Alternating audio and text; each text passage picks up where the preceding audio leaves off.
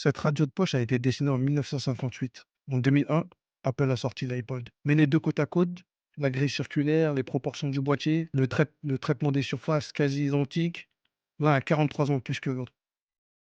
Maintenant, regarde ton iPhone, ton MacBook ou ta Apple Watch.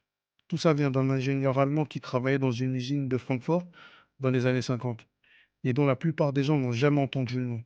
Dieter Rams. Tu connais probablement pas le nom, tu utilises son travail tous les jours. Dieter Rams naît en 1932 à Wiesbaden, en Allemagne. Son grand-père, charpentier, Rams passe la plus grande partie de son enfance à le regarder travailler le bois. Cette idée que chaque geste doit avoir une raison précise, que rien ne doit être fait sans intention, il va la garder toute sa vie.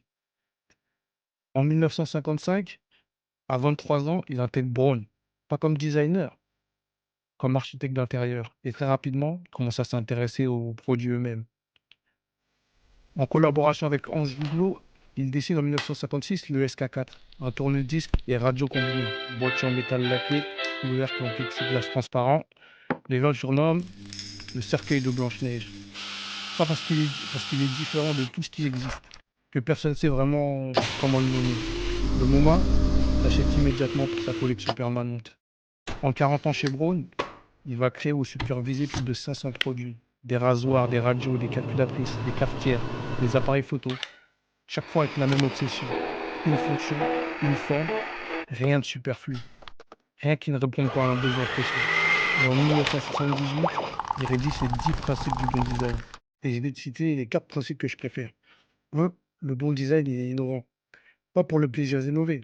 Parce que la technologie, ça évolue et que le design, il doit exploiter toutes les nouvelles possibilités. Le SK7 avec son couvercle en plexiglas, personne ne l'avait fait avant.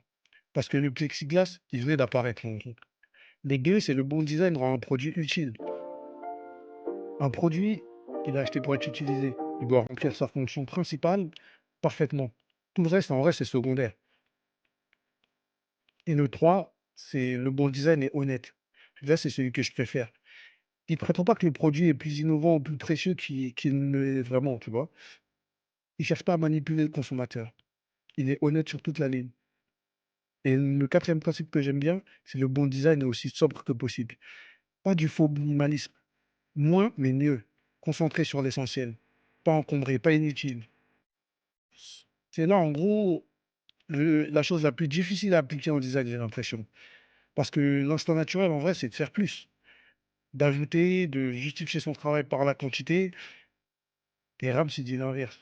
La discipline, c'est de savoir retirer. Jonathan Ive, directeur de design chez Apple, de 1997 à 2019, en gros, il a grandi avec ces principes-là. Il les utilisait comme une bible personnelle, il l'a dit dans plusieurs interviews. Et c'était plus un secret. Voilà le T3 de bon. Voilà l'Apple de première génération, qui est sorti en 2001. La grille de haut-parleurs circulaire du T3, le click wheel de l'iPod, les proportions du boîtier, même le traitement des surfaces, la sobriété totale de l'interface, tu as 43 ans d'écart entre la plupart de ces produits. Maintenant, tu regardes le SK5 de 1956, à côté du G4 Cube de 2000, pareil, pareil. C'est pas une vague inspiration, c'est pas une coïncidence, c'est une déclaration claire et assumée de filiation intellectuelle. Jonathan Ive, il l'a dit lui-même dans une interview pour Le Moment en 2012. Ce que Dieter Rams a fait pour Braun est pour moi l'une des réalisations design les plus importantes du XXe siècle. Il n'y a pas de plagiat ici. Juridiquement, philosophiquement, aucun plagiat. Il n'a pas copié les formes, il a compris pourquoi elles fonctionnaient. Il a appliqué les mêmes principes à de nouveaux objets dans un nouveau contexte.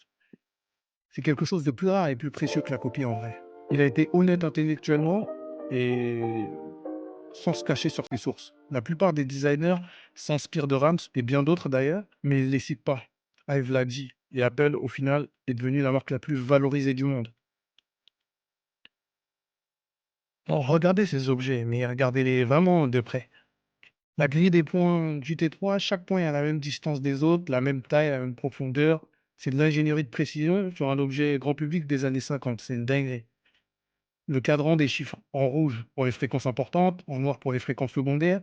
Il y a une hiérarchie visuelle en fait, sans aucune décoration. Les boutons, la forme de chaque bouton correspond exactement à la façon dont le doigt va l'actionner, rond pour tourner, rectangulaire pour pousser. Chaque forme dit sa fonction avant même qu'on la touche. Ce qui caractérise le travail de Rams, c'est ce qui n'est pas là en fait. Pas d'ornement, pas de décoration, encore une fois. Pas d'éléments qui existent en gros juste pour faire beau ou pour montrer que le designer a vraiment travaillé. Chaque courbe répond à une contrainte fonctionnelle ou ergonomique précise.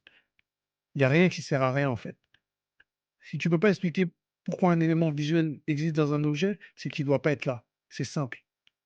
Et paradoxalement, ces objets, ils vieillissent mieux que tout ce qui a été dessiné avant eux. Le SK4 de 1956, il paraît pas daté, je vous l'ai montré tout à l'heure. Il paraît intemporel. Parce qu'il n'y a pas de superflu. Le superflu, ça vieillit. Les tendances, elles passent. Les modes, elles passent aussi. Les goûts, ils changent, mais l'essentiel, il reste. C'est le paradoxe de Rams. En cherchant à disparaître derrière la fonction, il a créé des formes qui durent 70 ans sans prendre aucune ride.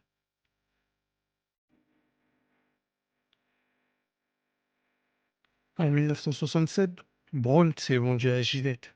Et en 2005, Gillette est racheté par Procter et Gamble. Braun devient une division d'un groupe qui fait aussi des couches et des shampoings, je crois. Va sur leur site aujourd'hui, tu vas voir. Des rasoirs avec des ailettes, des barres chromées décoratifs qui servent à rien mécaniquement, des lignes dynamiques qui veulent dire technologie, performance, sans rien rajouter à l'expérience telle. Des couleurs qui changent selon les tendances de l'année.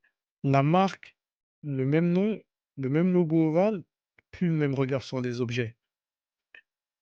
Quand Rams est parti en 95, il a dit que le monde du design allait dans la mauvaise direction. Trop d'objets, trop de bruit visuel, des produits qui sont conçus plus pour être désirés que pour être utilisés avec plaisir. Une industrie qui confond le style avec le design. Il avait raison, mais c'est pas lui qui a changé.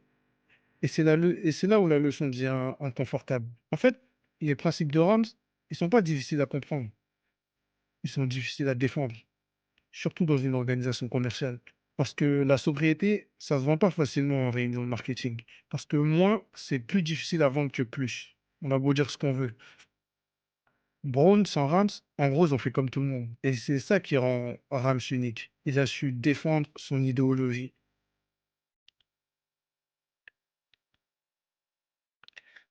Apple sous Jonathan Ive, de 97 à 2019, il a appliqué les principes de Rams avec une discipline rare en vrai.